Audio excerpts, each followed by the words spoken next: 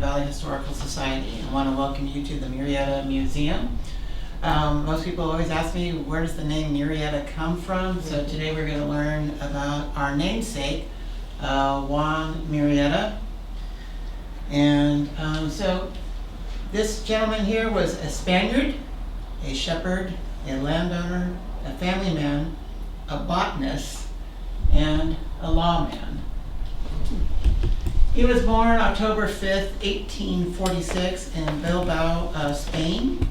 This was known as the Basque region, which was located around the western end of the Pyrenees Mountains on the coast of the Bay of Biscay, straddling parts of north central Spain and southwestern France. He was born a few years after the First Carlist War, a 7-year Spanish civil war. The Basque people were traditionalists and supported Carlos V for the throne. The opposition was the Cristinos, who were liberals and supported the Queen Regent Maria Cristina and her infant daughter Isabella II. Juan Murrieta grew up in a time of political unrest and the threat of war. By 1860, his brother Ezekiel Murrieta had traveled to California and then had established himself in Merced County, raising cattle. So Juan Murrieta left Spain at the age of about 17 in company with two brothers, one of whom settled in Brazil and the other in Peru. And when making his way to California, Murrieta stated that he touched at England, then sailed to the island of St. Thomas, then Valparaiso, if I said that correctly. He then crossed the Isthmus of Panama and then sailed north to San Francisco. His brothers later made their way to California, and the three took up property in the vicinity of Merced and San Luis Obispo. I love what one person had said during one of my presentations. They go, "Isn't it amazing that you can travel this far across the world and somehow find your brother in the middle of nowhere?" I can just imagine just showing up in San Francisco, "Hey, do you know my brother Ezekiel?" But they found each other somehow. All right. In 1870, Juan Murrieta was sheep herding in Merced County. They had raised cattle for a while, but believe it or not, the Civil War had wiped out the cotton industry in the South. And so all of a sudden the price of wool skyrocketed. So they said, get rid of the beef, let's sell some sheep. So they got some sheep and got the wool. So that's why they made the transition there. So he was there with his brother. They're now raising sheep. And then along comes this gentleman, Jose Gonzalez. He was a man also from the Basque region of Spain, and he knew the Murrieta brothers. He had arrived in San Francisco in the early 1870s. He met with the brothers and told them of an investment opportunity. So Ezekiel and Juan Murrieta, along with Domingo Pujol and Francisco Senjuro, and purchased the Rancho Paba and the Rancho Temecula on July 17, 1873. It was a total of 51,370 acres. Wow. So they got the Temecula and they got the Paba here. So now they need to bring the sheep down here, and they're going to raise the sheep down there. Jose Gonzalez was the ranch accountant and managed the business affairs. He married Grace Street on March 17, 1874 at the Temecula Ranch, and they had two children, Ormiston and Isabel. And he built an adobe, and it is still standing today. It's right across the street from In-N-Out Burger in Temecula, with Molly Maid as their headquarters now. And that is where his place was. So Juan Murrieta took about 7,000 sheep and brought it into the valley around 1874. Now, it's really interesting. Historians have disagreed over the number of sheep. Was it 5,000, 10,000, or 100,000 sheep? It seems like every time a new article was written about the sheep, another zero was added. And until the point that we got to 100,000 sheep. So the question is 100,000 sheep actually realistic? So no. There was actually a newspaper article that said that it was about 7,000 sheep during the time that he actually brought the sheep in. And according to a 1930 interview, Juan Murrieta stated that from San Luis Obispo's ranch, he drove sheep in bands of 1,500 to the Temecula country, where good ranges were available at that time. So nowhere does Juan Murrieta say there was 100,000 sheep. That would be a lot of sheep to bring in here. So the other question, was there enough sheep to live on the land? 7,000 sheep can easily live on 2,100 acres, but 100,000 sheep, they would have ran out of grass on the Temecula and Pavo. If you know anything about raising sheep, I know a lot of us have raised sheep in the past here, but once the grass is eaten, you have to wait for it to grow back. And 100,000 sheep are going to just wipe out your crop, and they're going to starve to death looking for more grass. So yeah, no.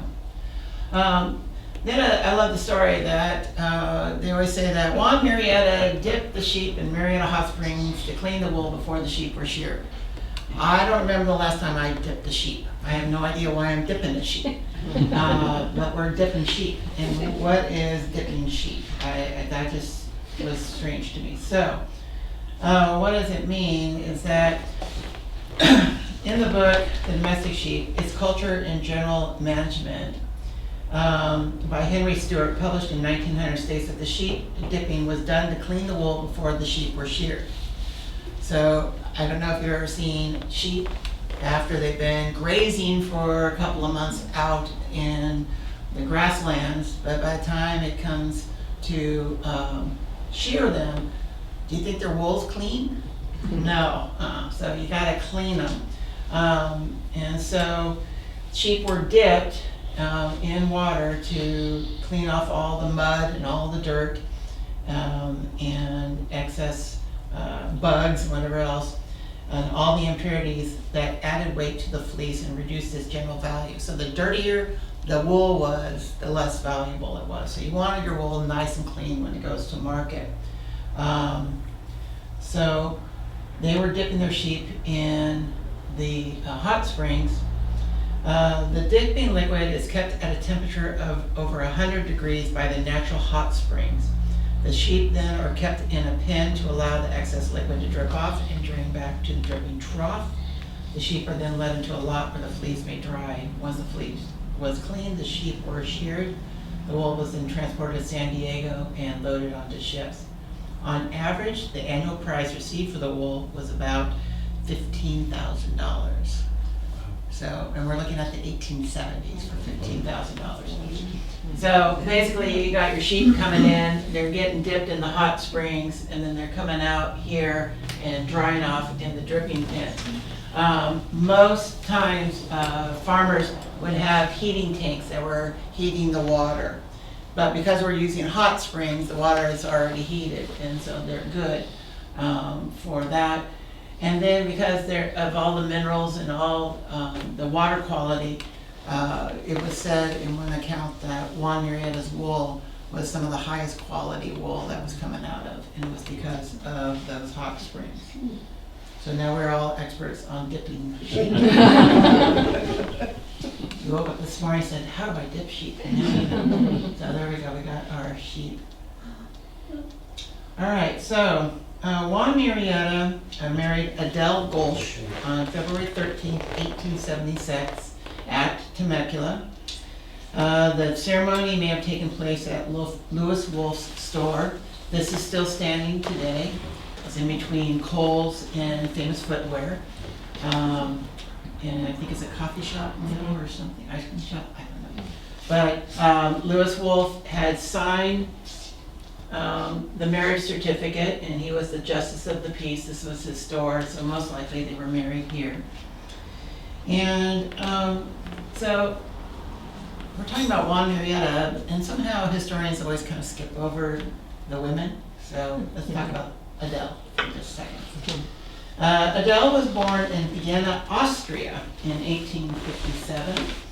And she was the daughter of Alfred and Josepha Golsch.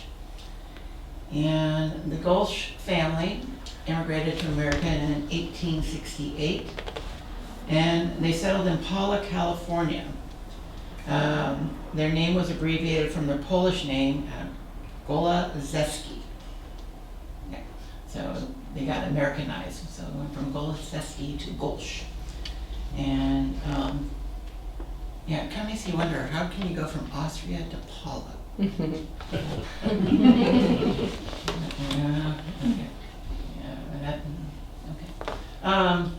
Now, one of the things about the Golsch family was they claimed that they were descendants of the Habsburgs.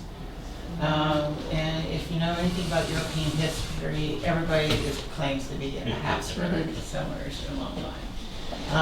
So the claim is by the Golsch family that there were members of the royal Habsburg family in Europe. The Austro-Prussian conflict caused the Golsch family to flee Europe.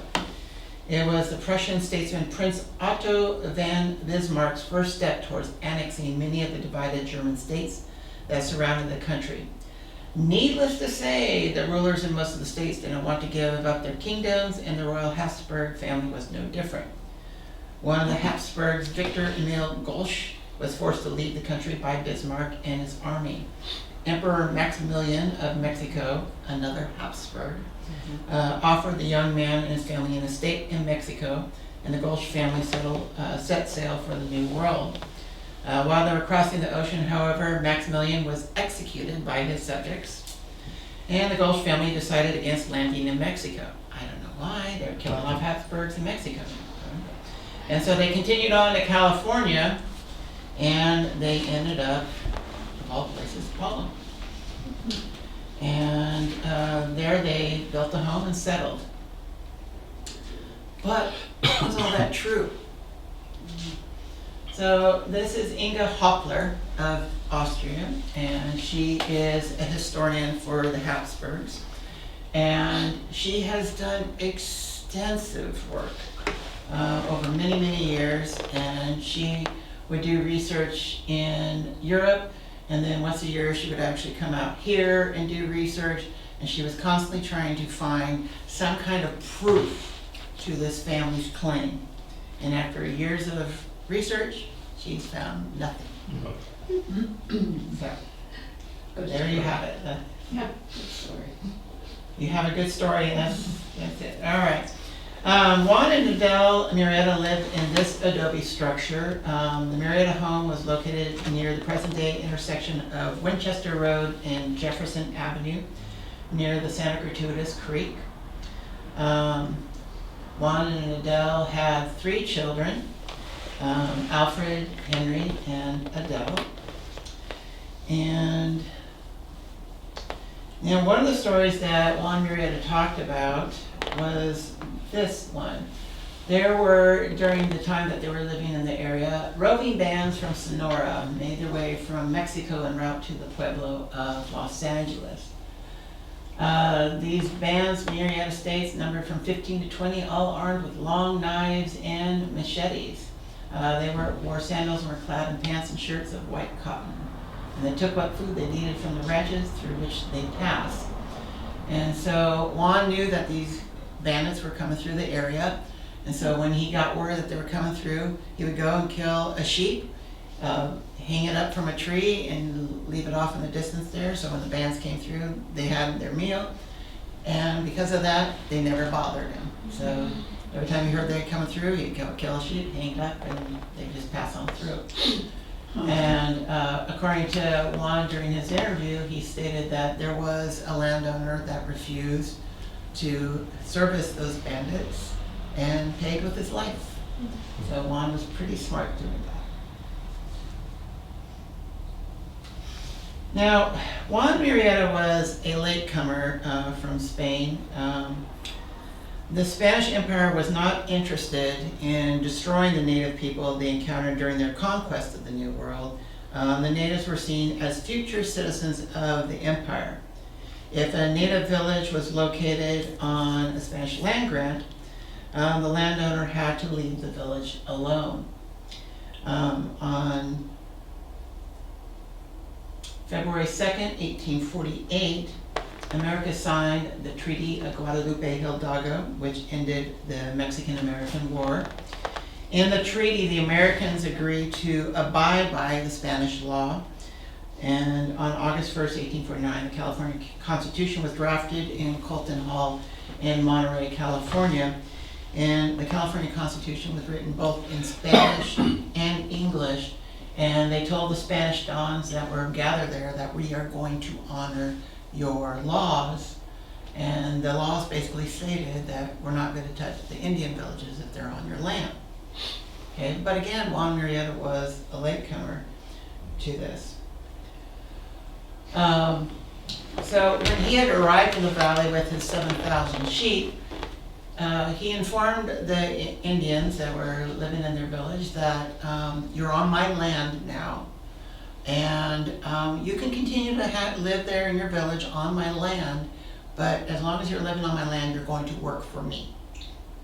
And so they were like, that's fine, you know, we did that for the mission, we can do it for you. They're just sheep. If you need to dip some sheep, we'll dip some sheep. And everything was doing well. But the problem was that there were no fences around the Indian village. And so the sheep would just go right through the village and just destroy their little gardens and destroy pots and everything. And they would just go through. And finally, one member of the village got tired of this. And he's like, enough's enough. And so he went and filed a complaint, thinking that that would resolve everything. And Juan Murrieta said, that's it, you're done. And with that, he evicted the Indians off of his property.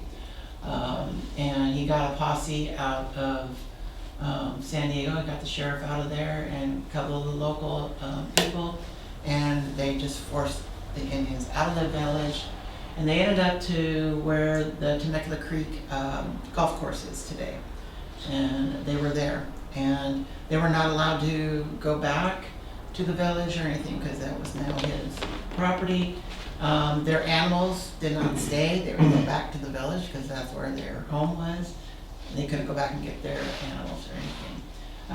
About 10 years afterwards, they finally, the U.S. government finally established the Pechangas Indian Reservation for them. And beautifully enough, Pechanga has bought the Temecula Creek golf course now, so they own that property where they were evicted to.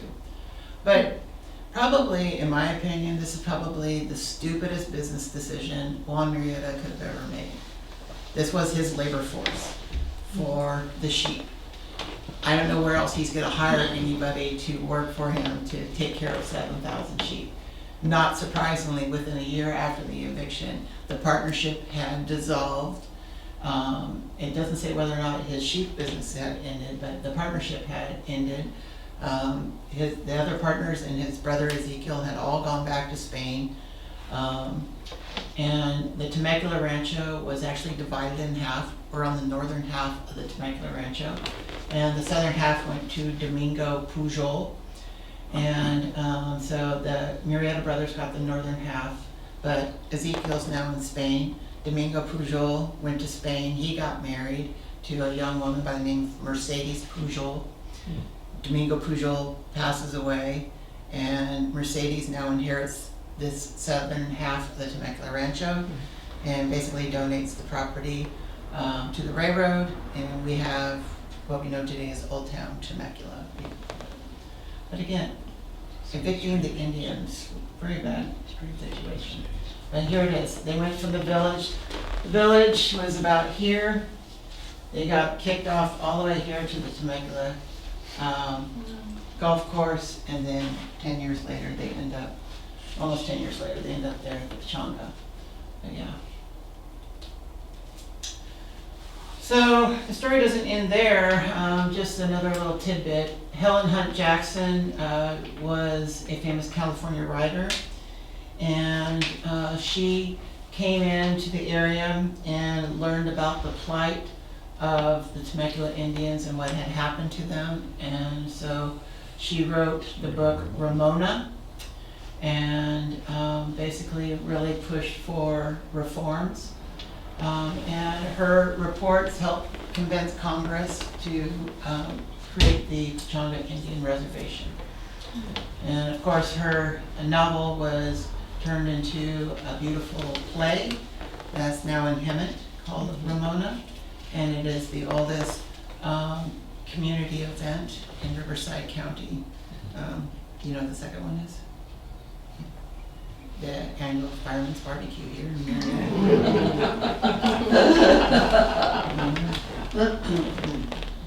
You thought it was tipping sheep.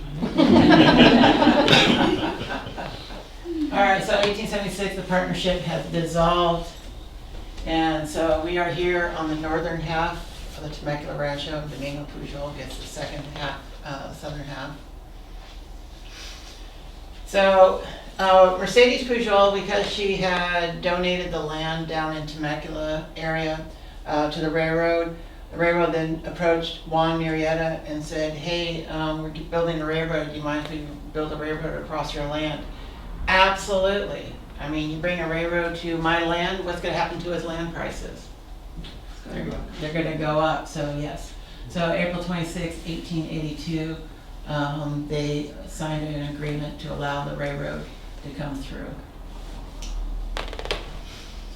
So 1883, Juan Murrieta was briefly the postmaster at a little place called Pujol, named for Domingo Pujol. It was about where Armstrong's Garden Center is today.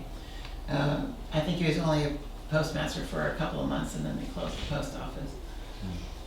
So in 1884, Juan Murrieta, now the train's coming through, Juan Murrieta decides that he's going to establish his own town. And he was going to call it Murrietaville. That sounds like Margaritaville. Murrietaville. And so he had set it all up, and I don't know if he was really successful as a real estate man, because by November of 1884, he sold it to Charles C. Stevenson, and who organized the Temecula Land and Water Company and basically established the town of Murrieta. And he named the town Murrieta after Juan Murrieta. But Charles Clark Stevenson is kind of an interesting fellow. He made his fortune in the Comstock lode in Nevada, and he was looking for a way to invest his money. He was in Carson City, Nevada at the time, and so he got the opportunity to purchase the land from the Murrieta brothers, and it was a really good investment for him. A couple of years later, he becomes the 5th governor of Nevada, and he becomes the first governor of Nevada to die in office. And it took several years to settle his estate, and he still had land holding in Murrieta several years after he had died, because it took quite a while to settle his estate. All right, so we have the town of Murrieta that was established, and it was just a nice little square here. We've got, gotta love it.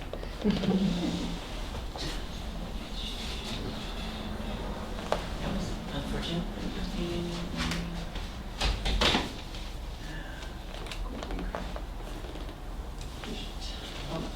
Let's make it faster.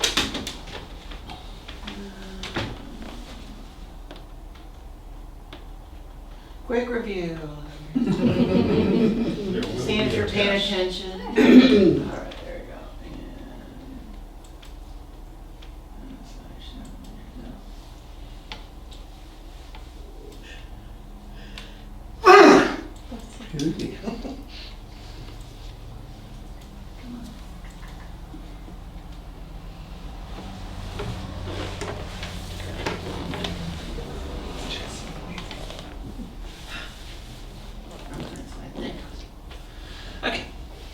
So we have Washington Avenue, Hayes, and we have Calmia and Ivy Street. So just a nice, simple layout for there. So the post office opened July 28th, 1885, and the train depot was built in 1887. Down on the south end of the Temecula Rancho that Juan Murrieta owned, about 1,100 acres, about 1,000 acres surrounding his farm, he did not sell. This was known as the Murrieta Reservation, and that's where his farmhouse was. So he kept about 1,000 acres down there. 1885, Ezekiel had deeded the rest of the land to Juan Murrieta, and then by 1886, Juan Murrieta had moved his family to Los Angeles, and he leased his reservation to Hutchinson and Brown. And Hutchinson and Brown established one of the first large-scale dairy farms in southwest Riverside County. And so they were operating there for a number of years on the Murrieta Reservation. And this is their operation. One of the things that we rescued from our cleanup of Ray's Cafe was the personal journal of Albert Hutchinson from 1891. And he would wake up every morning at about 6 o'clock in the morning, walk outside and take out his little journal and write down what the weather was. And that was a very significant year because I think it was around February, March is when we had the terrible rainstorm and flood that washed out the tracks in Santa Margarita Canyon. And so as he's talking about the different weather patterns, you can see the weather's changing. And then when the flood happened, he's writing, oh, there goes some of my cows down the Murrieta Creek being washed away on the flood.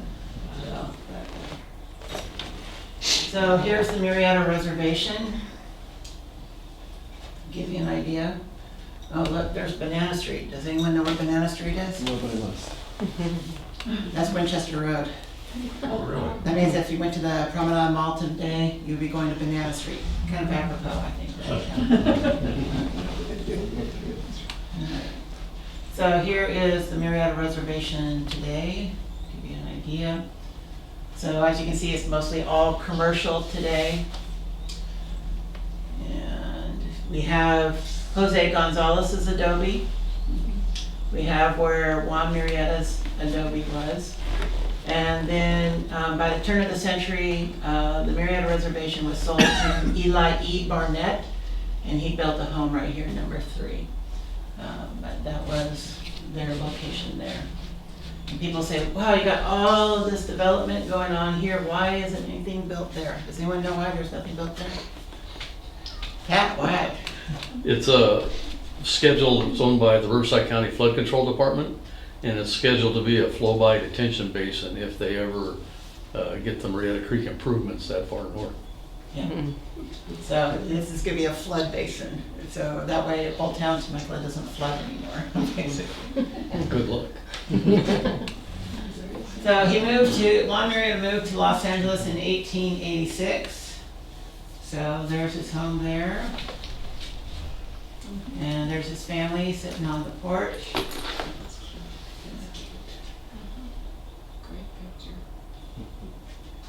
I like his hat there, little derby.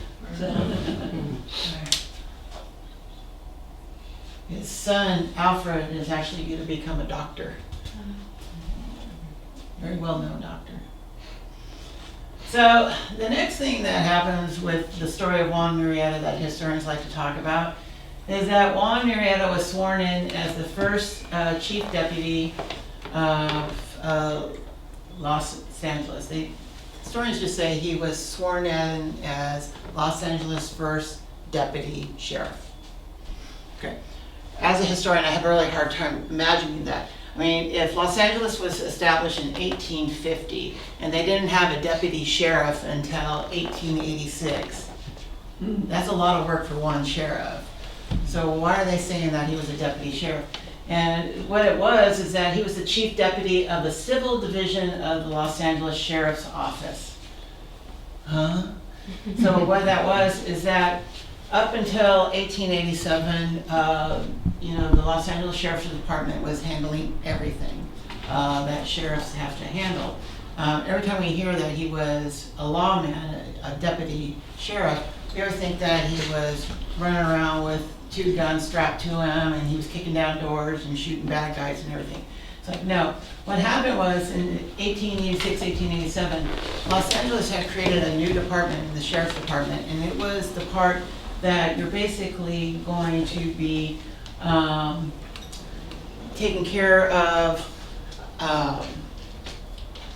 like notices, paperwork, a lot of paperwork. So if there were foreclosures, if there were auctions, if just a lot of paperwork that a lot of the lawmen that are kicking down doors don't want to do, this is what his department was doing. It was doing all the paperwork of it.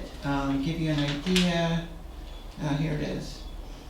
So they served papers, warrants of eviction, income executions, and family court matters. So a lot different than thinking of a lawman shooting down doors. But he did that as in that capacity all the way up until he retired in 1927. But he was the first chief deputy for that department. But for some reason, when historians have written about him, they skipped the long description there and they just say that he was a deputy sheriff. So it's very important, the attention to details there. So this is him, this is him when he's retiring and he's got his badge there with #1 on there. So he was very loved and very respected in the community for all the work that he did in the Sheriff's Department. Another one is that in 1892, Juan Murrieta became interested in avocados and brought in a large number of particularly thick-skinned species from Mexico, and he planted some of the seeds and gave others to friends. The California Avocado Association credits Juan Murrieta for starting the commercial avocado industry in California. And again, historians always say that Juan Murrieta introduced the avocado to California. And he's responsible for why we have avocados planted in California. Actually, the first avocado was actually planted, I believe it was Mission San Gabriel was the first avocado that was planted. And there were other places like Santa Barbara and other places that were had avocados that were planted. But why does California Avocado Association credit Juan Murrieta? Because what Juan Murrieta did was that he took it from just a little backyard kind of novelty and he started spreading it around and started getting people interested, giving them the seeds, teaching them how to plant it, how to take care of the trees and everything. And so because of that, the commercial industry grew for the avocados. And there's actually a couple of avocados, I don't think they are around anymore, but there were actually a couple of avocados that were actually named Murrieta avocados that were his own variety that were recognized for a number of years. And I think it's very interesting that we have the avocado highway between Temecula and Escondido today, because it's like, yeah, that's us, Juan Murrieta. Whether we like it or not, we're there, we're the avocado. So what happened to the rest of the things for the evidence of the Murrieta? The Murrieta adobe was damaged beyond repair during the San Jacinto earthquake on December 25th, 1899. It was Christmas morning when the earthquake struck, and one of the walls of the adobe collapsed. Earthquake, scientists estimated it was probably about a 6.5, and look what time it struck. Great. That's a good way to wake up in the morning. Yeah. Here is the collapsed structure.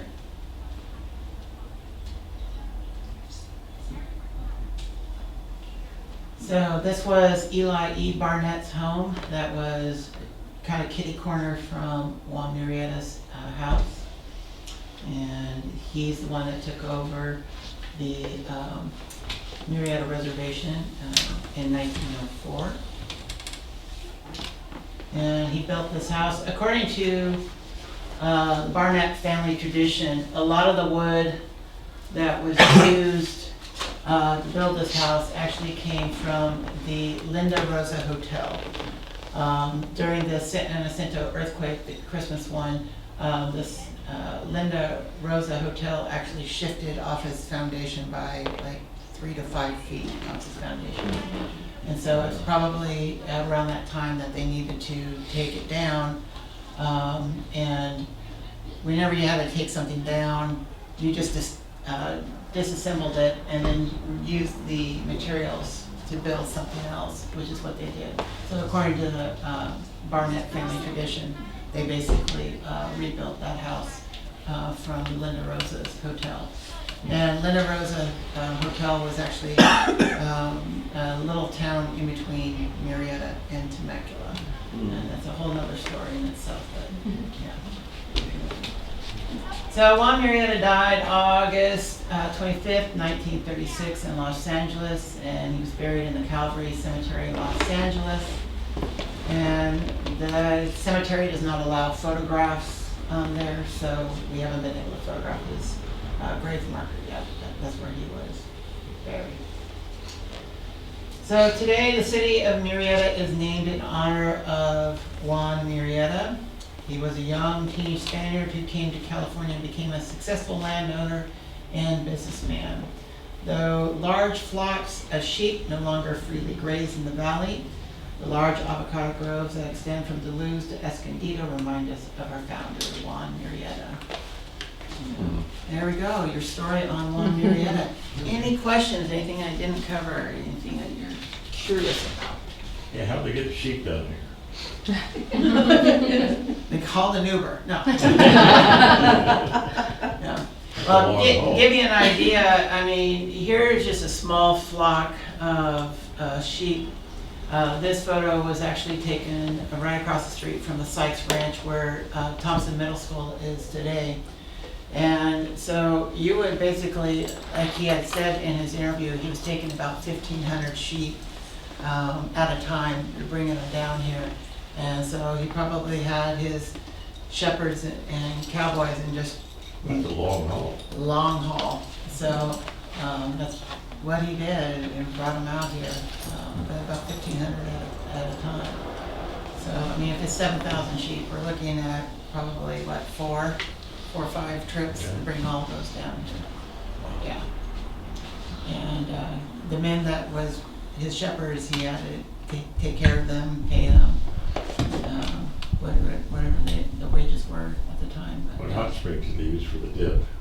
the Murrieta Hot Springs. How was it? Yeah, the Murrieta Hot Springs. My mother knew that. She wouldn't be in there all the time.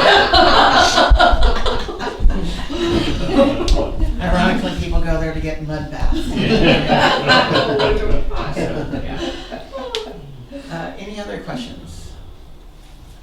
I know one question I get a lot of is Joaquin Murrieta. Is anyone familiar with Joaquin Murrieta? Yes. Okay, Joaquin Murrieta was a California bandit from the California Gold Rush era.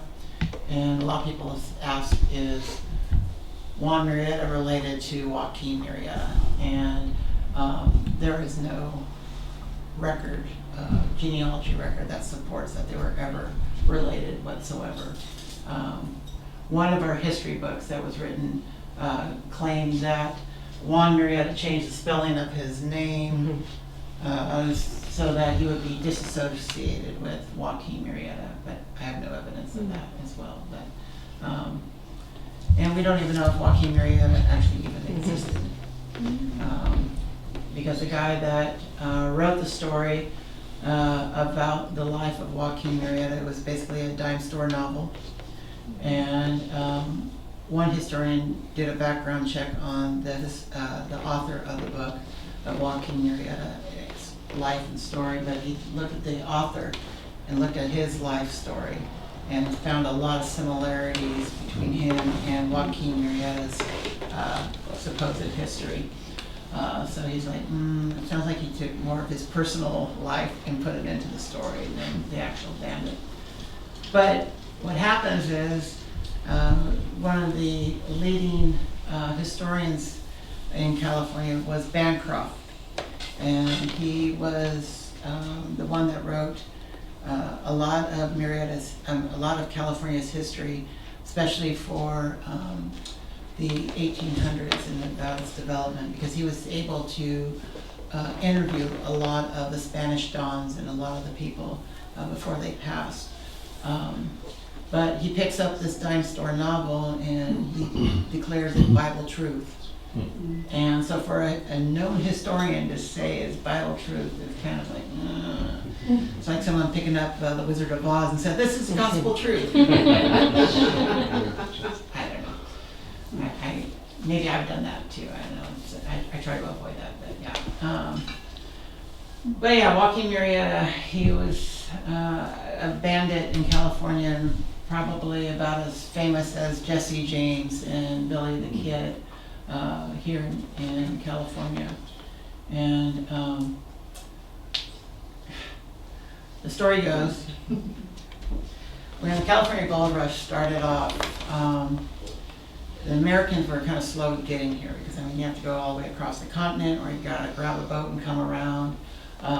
The people that were closest here were the Mexicans, especially in Sonora, where they were mining silver. So the Mexicans were some of the first miners on the scene at the California Gold Rush. And so they had established themselves and set up their claims and everything. And then all of a sudden the Americans come in. And guess what the Americans did? They kicked the Mexicans out. They jumped their claims, and they would rob them and cause problems, and eventually the Mexicans would have to leave. Most of the Mexicans went back to Sonora, back to what they knew, but there were still Mexicans that stayed in Northern California. And now that their livelihood has been taken away from them, what do they have left but criminal activities, banditry?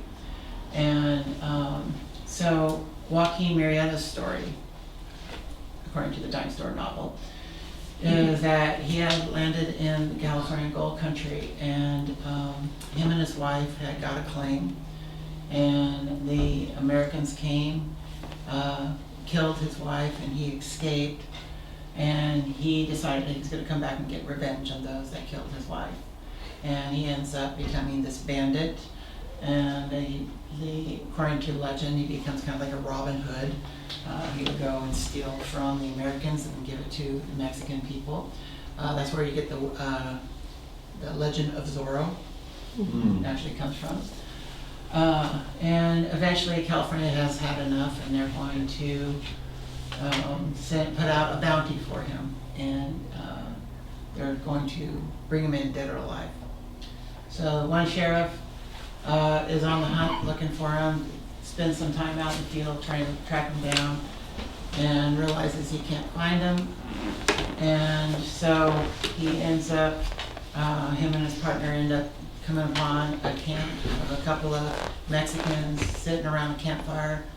They shoot and kill them. And they decided to cut off the head of one of the guys, put it in a jar to claim that this is Joaquin Murrieta. The other guy was supposed to be Three-Finger Jack, so they cut off his hand and cut off a couple of fingers to make him Three-Finger Jack. Put that in a jar. Oh, God. And so they take the two jars into the authorities and say, look, we got the two bandits, we want our bounty. And they paid them for it. And so then you can say, well, what do they do with the pickled head and the pickled hand?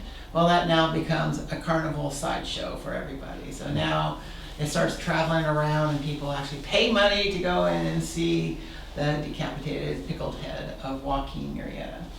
And someone that actually knew Joaquin Murrieta came in, paid her quarter, nickel, whatever it was, saw the head, said, that isn't Joaquin Murrieta, walked away. So where's the head today? Well, not surprisingly, the earthquake happened in San Francisco, 1906, I believe it was, and the head was destroyed in the earthquake. And that was the end of the legend of Joaquin Murrieta. Do you think Juan Murrieta wants to be associated with me? No, of course not. No, no. not surprisingly, like I said, I mean, it was a dime store novel story, and Bancroft said, "Oh, it's gospel truth." Okay. You know, when you look at the newspaper stories, there were a lot of banditos in Northern California during the gold rush, and the newspaper actually is the one that started just naming them all Joaquin, you know, like John Doe, which is like Joaquin, and that's a Joaquin. And so, like one account, there's a criminal activity that happens here, 100 miles away, another activity happens here. Surprisingly, they're both accredited to Joaquin area. So, no. But there you go, that's Joaquin Murrieta. But yeah, Juan Murrieta wanted nothing to do with it. And again, he was working for the sheriff's office. I can't imagine people walking in and say, "Oh, you're that Murrieta." No. All right, any other questions? Sorry. Yep, Clint. I would like to say, first, thank you for doing this. I recently moved to Temecula from Long Beach, and I am surprised of the good job of the History Society has done in this, in Murrieta and Temecula, which is full of history and culture. And I am a cultural art advocate, and I want to take this opportunity to invite you all to Old Town Community Theater. I am presenting an event called Fandango, and this is the culture of we inherited from the Californios and from all their cultures that stresses our Spanish, African, and indigenous heritage. So I will have some flyers, and I hope you can accompany to celebrate Hispanic Heritage Month in a more cultural way, more than tacos and tequila, right? As culture deserves. Thank you very much. Thank you. Thanks for coming. Thank you, appreciate that. Any other questions? All right, on behalf of the Murrieta Valley Historical Society, we want to thank you all for coming out today. Thank you. And Thank